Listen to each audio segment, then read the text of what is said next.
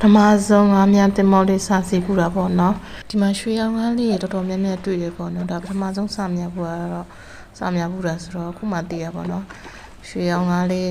ဖန်ကြည့်ရပေါ့နော်ဘာများထူးခြားလာမလဲဆိုတော့ဒါပေမဲ့ညီနေတိုင်းမှာပဲငါးများစက်ကရဲ့အရင်လိုပါပဲမတိုးတက်လာပါဘူး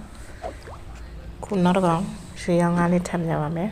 မဟုတ်တော့ကောင်လာမိပါတယ်နောက်တစ်ကောင်ထပ် try မှာမယ်ဒီခါနေမိမမိရင်ငါပြန်တော့မယ်အမမိလိုက်စမ်းမိတော့ပါလိမ့်စင်ဘာငါးလေးတော့မသိရလာပါဘူးအနီရောင်ငါးလေးပေါ့နော်ဒါပေမဲ့အကြိုက်ထဲတော့မဟုတ်သေးပါဘူးထပ်များပါမယ်ရွှေရောင်ငါးလေးကိုပဲမြဲရောင်များပါမယ်နေငါးများချိတ်ကိုဟတ်လိုက်စမ်းဟောဘာငါးရမှမသိဘူးလို့စိတ်နေတယ်အကြိုက်ထဲရမဟုတ်ဘူးလို့သူများရဲ့လို့ဆိုလေကြည်အောင်လေးတွေသိရမလားအဲ့လိုကနန်းနေလို့ဘာလို့ရကြရောသိရမလားအဲ့လိုဟာလေးကိုကျင်တာကွာထူးထူးဆန်းဆန်းဟာလေးဒါပေမဲ့ခုချိန်ထိမရဘူးလို့